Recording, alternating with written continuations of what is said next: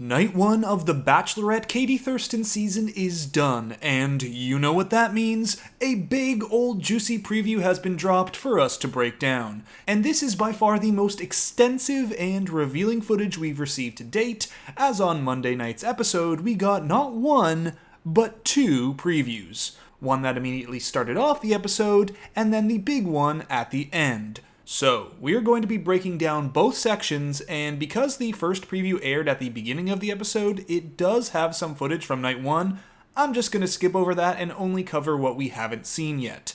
But that is still a lot of footage. And at the end, I'll also go over my thought process for who I picked as my top 4, 2, and final pick, and why. And like I said, this preview breakdown is going to be extensive, and it's going to be worth it. So, let's not waste any time. If you're new to the channel and these preview breakdowns, we only have one rule here. Please, no posting any blatant spoilers in the comments section unless it's something that's been sleuthed out. And I'll leave a link to the full preview in the description below. Line 'em up! It's the beginning of our journey! This is about to get wild. Alright, so this is from the preview we got as the episode first aired, and in this first bit, we're already getting multiple date shots. First a group date, your typical sports competition date that you see every season. Oh, and we can also see that this date is going to be hosted by Franco Lacosta, the Bachelor photographer who you'll probably recognize as he was recently on both Matt James and Tayshia Adams seasons. Also, there's Wells in the corner right there. Now, this group date is going to be somewhat early on, as we can see at least 7 guys in the shot, and if it's a team versus team group date, then there's at least 7 more guys on this other team. Plus probably 2 other guys back at the Bachelor pad waiting for a one-on-one. So we're at the very most looking at a top 16 mark of the season right here, if not earlier. So we might use this shot to determine eliminations in the coming episodes, as you can make out quite a few guys in the background if you go frame by frame. We also immediately get 2 sections of one-on-one footage, and remember, this is the first bit of footage they're airing for the whole season, so there is an element of importance to consider when you see that both Greg and Andrew S. are the ones that get the first bit of romantic footage shown to us for the season. 2 shots of Greg here, one we've seen in a preseason preview before, and the other from the Notebook rain date that we've also seen, but at a different angle. And then there's new footage of Andrew S., and this is an interesting shot as it's connected to something else we're going to talk about later, but we have to wait till the second preview for it to make sense. So, let's move forward. Can someone just tell me when fantasy suites are, please? I feel so dirty. I'm just a regular girl looking for love.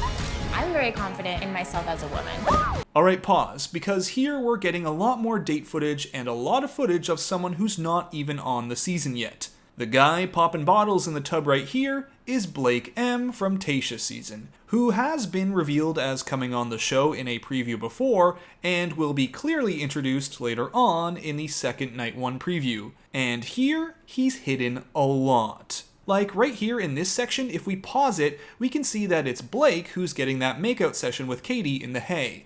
Then we get the hot tub shot where we can see this man's well-groomed stubble, hair, and muscular build that matches up with Blake. And then there's this shot with the bottle of champagne in that same hot tub that matches with Katie's bunded-up hair. We also get another shot of Greg and Katie all wet, but from some separate date than this one. At first, it looks like this shot could be from anywhere, but we'll see later on that it's from yet another one-on-one for Greg, and possibly even a hometown date. And this shot here is definitely from a one-on-one, and we'll also see 100% confirmation of that in the second preview. It's not just about sex. I like that. It's about connection and intimacy and vulnerability. Katie is beautiful, she's funny, she's sex positive. Yes, we get it. Sex positive, we know. I've already got my YouTube demonetization icon ready to go because I don't want to anger the internet overlords. Like with Justin here in this shot that looks like it's from a one-on-one, but also kinda looks like it could be from a group date.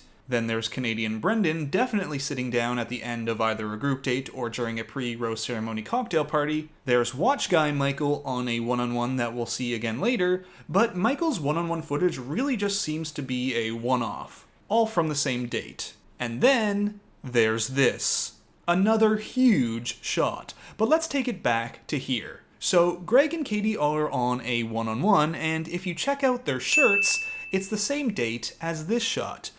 But more importantly, it kind of feels like a hometown date, with Greg leading the two on a tandem bike for a picnic. So just like with the last Bachelor and Bachelorette editions, because they were done in a bubble, this season's hometown dates won't be leaving the resort, and the men will be tasked with designing a date that brings their hometowns to Katie. And that's the feeling I'm getting right here with Greg leading the way. But more importantly, we can go back to this shot. Katie with Greg, as we can see his same denim jacket is on from that previous shot here, and they're blowing some bubblegum. But what really caught my attention in this shot isn't Greg or Katie, it's this strange wall of bubblegum in the background. Seems kind of unusual to have a random gum wall date, right?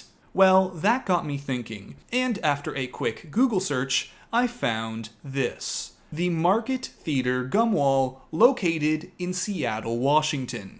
Katie is from the Seattle area. And the Market Theater gum wall is a popular tourist attraction, especially for wedding photos, and even had a scene from a Jennifer Aniston rom-com take place there. So my thinking is that perhaps Greg might be bringing a bit of Katie's hometown to their date, which is not against the rules, as we saw Ben from Tayshia's season host their hometown date in Venice Beach, which is not his hometown.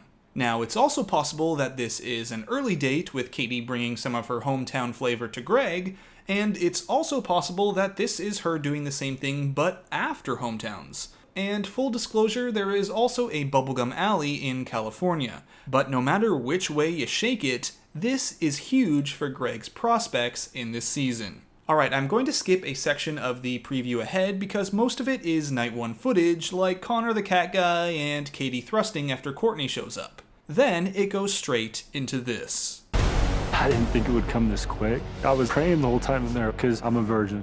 Sex is not something I take lightly.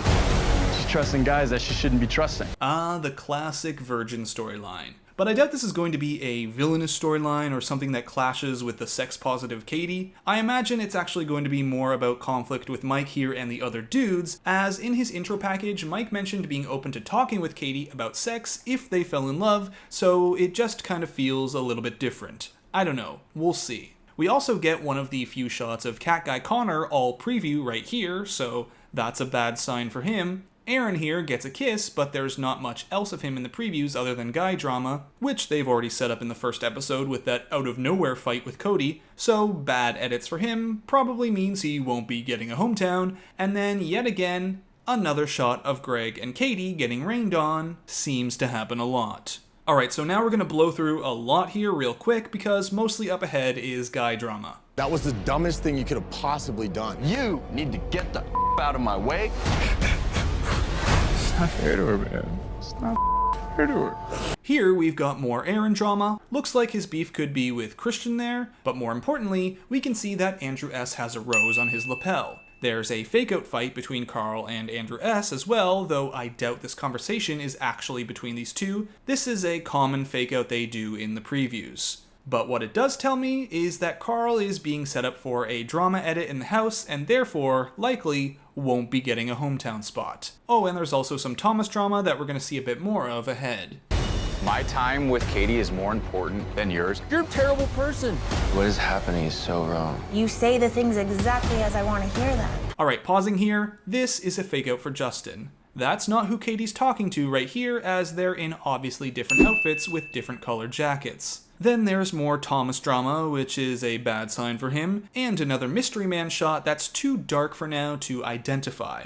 I tried to brighten it up, still hard to tell, but I do have a theory on who this is. We can see a bit of an outline of the hair and sort of the hairstyle. It's very vague, but if this is deep in the game and we're speculating that Greg goes likely very far, it could be him. But also, take note of the button jacket. We're going to come back to it in the footage ahead. I'm done with him. I'm done with him. I'm not afraid of any of these guys. He's some sort of manipulative psychopath. If you want to come at me, come at me. This is not my fault. This is insane. So apart from more drama shots with Carl and Aaron, there's also this. Greg looking upset, and he's wearing a button jacket. Made me think of this shot right here. And if it's true that this is Greg, why are they trying to hide it? Could it be a final two breakup? I know it's a bit of a stretch, but I'm throwing it out there now, and possibly I might be building up to something.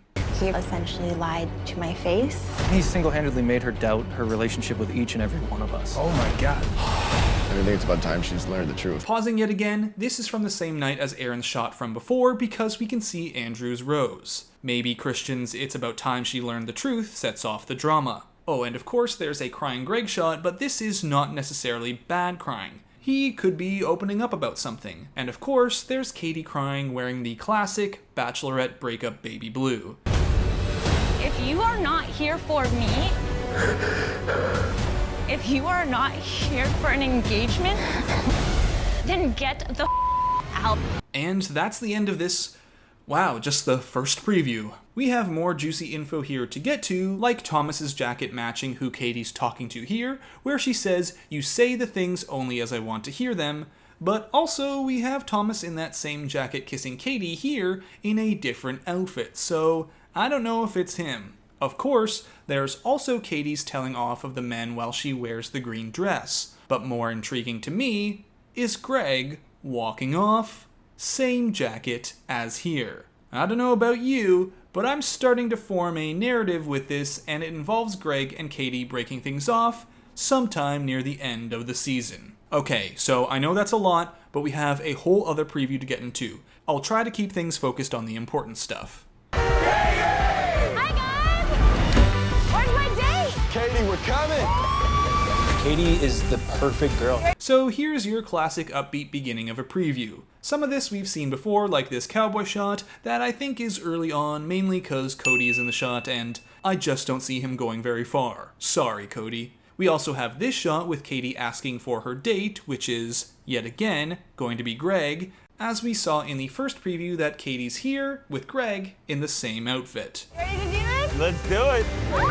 She's beautiful, she's funny, she's sex positive.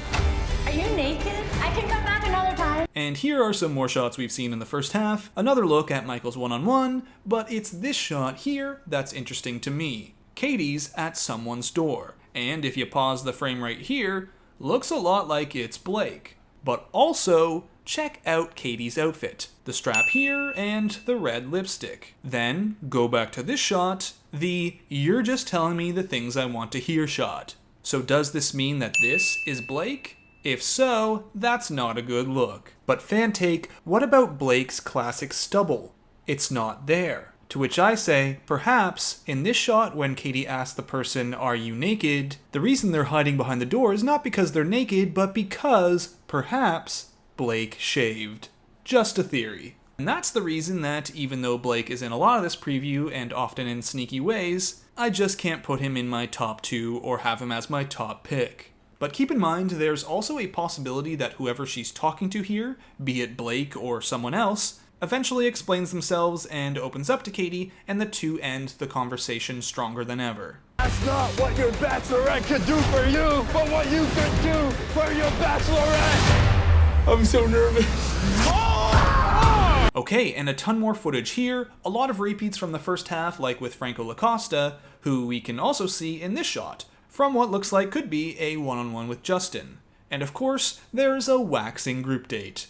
They always like to do some sort of date where the guys get physically punished. When I'm with you, everything else fades. I'm so lucky to have you. Falling in love is the greatest gift. I'm glad it's with you. And now we've transitioned from the exciting part of the preview to the romantic part. We get the last of the cat guy Connor footage right here, basically the reason why I think he's got a 0 chance of getting a hometown date. Then there's some really strong Justin footage from a one-on-one, and in this shot here, he already has a rose, so we know he gets that at the end of the date. Brendan gets a kiss, but this doesn't look to be from a one-on-one, and then there's this. Andrew S. surprising Katie with something. You can see her with her eyes closed, and then, as she opens them, a look of wonder. But what could be so special about a bunch of lights? Well, remember way at the beginning of the video I mentioned this shot? Check out the lights. Then back here, same sort of lights, but the two are in very different outfits.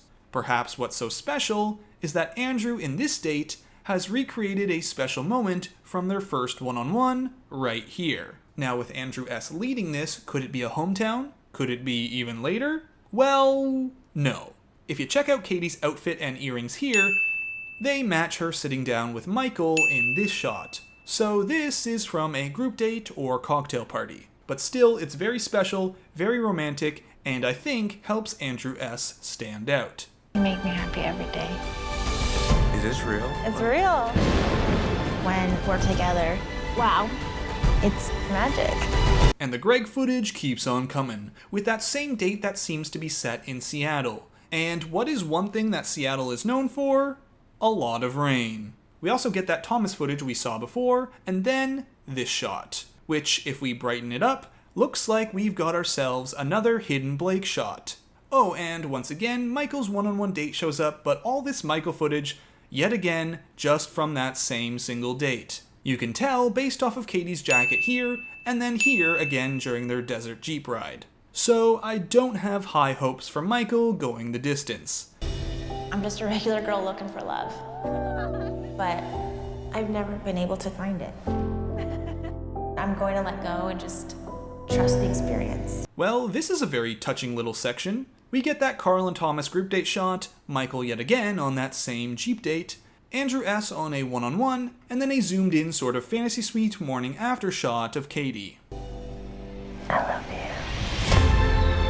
It's the beginning of our journey! I'm excited to see what happens next. Okay, after this we're getting into another drama section, but for now we get an Andrew S. shot that we'll see come back later, so I won't talk about it now, a Katie and Greg one-on-one shot that we've talked about in the preseason previews, then them again having their notebook moment. Then it's Greg, yet again, during their Seattle date. But the most important part of this section for our sleuthing, an additional Justin one-on-one shot, which really ups his value as a contender having that extra bit of footage thrown in. As I see it, it really helps him stand out in comparison to other guys like Michael. Katie! Oh my God. I am a little bit late to this, but Katie is the one, so I just had to show up. And there he is. Blake is joining the cast, and he just had to show up.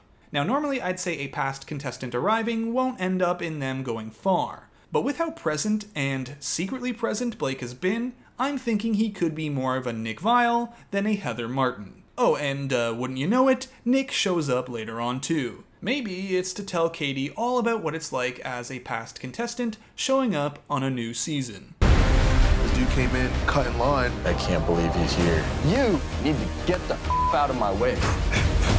Pausing here to once again point out the drama edit that Carl is getting. But also, it's clear that the guys aren't too happy with Blake's arrival, which, of course they aren't. Though, be careful with this footage, not all of it is necessarily linked to any Blake hate. If I was virgin, I would not tell the guys.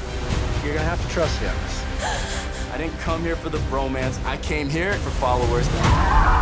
Okay, and right in the middle of this section is that footage of Nick, and it's sandwiched in between more guy drama. We have the virgin storyline again, and Mike is looking real sad, then more bad edits for Carl. But like I said when we heard this section in the preseason previews, it sounds very spliced together. Take another listen. I didn't come here for the bromance. I came here for followers. Yeah, I think that's edited. Plus, it would be really stupid for your image to just go on the show and say, I'm just here for followers. But hey, I suppose stupider things have been said on this show. Medic! Well, it's time for our annual Bachelor ambulance shot. Looks to be Michael here getting injured during the sports group date. But with him showing up in a couple more shots, I'm thinking he's going to be okay, and these ambulance teases are often not as bad as they make it out to be. However, it's this upsetting shot, with Greg in that jacket I talked about earlier, that has really got me intrigued. We're going to circle back to it later, so take note of it. God, I wasn't ready for that. Our time together was cut too short. All I want to do is just cry. Wouldn't be a Bachelor preview without a crying section, and it definitely looks like this shot right here is someone leaving the show with Katie saying their time was cut short. And although I've been implying a late Greg split with Katie, I don't think that's him right here. 1, the hair doesn't really match, and 2, well, you'll see once we get to the end. I didn't think it would come this quick. Sex is not something I take lightly. How can we trust him? He's still here. Andrew, I'm losing you. I'm losing my mind here. I leave. And the drama is ramping up. The virgin storyline continues, but don't think just because he's talking about sex, it means that he's going to make it to a fantasy suite. Mike is just not present in anything other than this virginity storyline. There's also a dramatic shot of Katie running and jumping into Andrew S.'s arms, and Katie in a sort of dark blue shirt saying, "I'm losing you, I'm losing my mind." That's going to be really important, so again, take note. Are you serious? Oh, gosh. What a weak, spineless man you are. If you're not ready for this, I feel like you just need to say goodbye. Okay, we're rolling now. More shots of Katie walking about in that dark blue shirt, Hunter and what looks like cat guy Connor embracing with Andrew S. in the background. Could this mean Connor or Hunter is going to be going home here? And then Tayshia is advising someone that if they're not ready for this, they should say goodbye, which usually means someone near the end of the show is not ready for an engagement and they're going to potentially leave. Keep that in mind. Trust me, I'm building to a narrative here. I came here to fall in love. Do I continue here? Or do I just leave now? I am done. I am done. I am done. And stop. There it is. The important shot. Katie, in her "I'm losing you" dark blue, saying, "I am done, I am done, I am done." And do you see it? This pole. Oh yeah. Why is it so important? Rewind to this shot with Greg. Same pole, same location. The guy that she's losing is Greg. And here's the narrative that I'm building. Greg makes it to the end, or near the end. He realizes he's not ready for an engagement. Tayshia tells him he needs to say goodbye if he's not ready. Then Greg goes and breaks up with Katie. He leaves, she follows him here. Things then end officially between them, and Katie says she's done. Oh, and mixed in there are shots of John crying, which is basically the only shot of John they ever show, Blake kind of upset, and Andrew S. upset as well. But we don't know the context of this, so it's hard to say with 100% certainty that this has anything actually to do with Katie. I mean, last Bachelorette they showed Ivan in tears, but it had to do with seeing his brother during hometowns as opposed to a breakup. This, however, with Greg, is pretty clear. Meaning even though Greg is everywhere, he's not the final pick. Plus, the fact that he is everywhere in the previews should also be a red flag that it would be too obvious for him to be the final one. But okay, let's finish off this preview before we get into my final pick explanations. Basically, things end with Katie saying this. I'm just like heartbroken. And that's it. A whole lot of preview. So, let's talk Final Four and Final One. As I said in my recap, my Final Four are Justin, Blake, Greg, and Andrew S. How did I get there? Well, first I took the cast and basically nixed anyone with no footage and no screen time so far. Then we nix anyone who's got nothing but drama footage, like Carl and Aaron. And then we nix people who do show up, but not in very valuable footage, like with Hunter. And pretty much doing that gets you down to 6 guys. My Final Four, plus Michael and Connor B. And I say Connor B very loosely. In fact, we're actually going to nix him right away because he's in like no footage at all. We then separate Michael from the group because even though he is present a fair amount, it's all from that one date, leaving just 4 guys who are showcased more than once and in valuable ways. Or in Blake's case, in some hidden ways. And don't forget that there are other previews as well with shots of the guys, like here in this moment with Andrew S. from a preseason preview. Now at this point, things can shift around. But because of the Greg revelation before, plus the theory I talked about in the Final 2 speculation preview video I did a couple of weeks ago, Greg is going to automatically slot into my number 2 slot, and that's not moving. Justin then falls to number 4 because he seems to be less highlighted than the others as I see it, which leaves Blake and Andrew S. to fill in the number 3 or number 1 slot. And because of the "you only tell me the things I want to hear" thing I talked about earlier, and the speculation that she's been talking with Blake there, I'm gonna put Blake in as my number 3, and then by default, that puts Andrew S. at number 1. So there you have it, that's my thinking right now. As for if I am right, and how things are actually going to go down, well, we'll just have to wait and see. But one thing is for sure, there's heartbreak coming. So that's it for this long and extensive preview breakdown. It was a lot of fun doing this one, and I hope you enjoyed it too. Let me know your thoughts, theories, speculations, or anything I missed in the comment section below, and of course, give the video a like and subscribe for more, as there's tons of sleuthing and new content on the way in the weeks and months to come. So until next time, Bachelor Fantake, out. I am done, I am done, I am done. Someone book my flight home.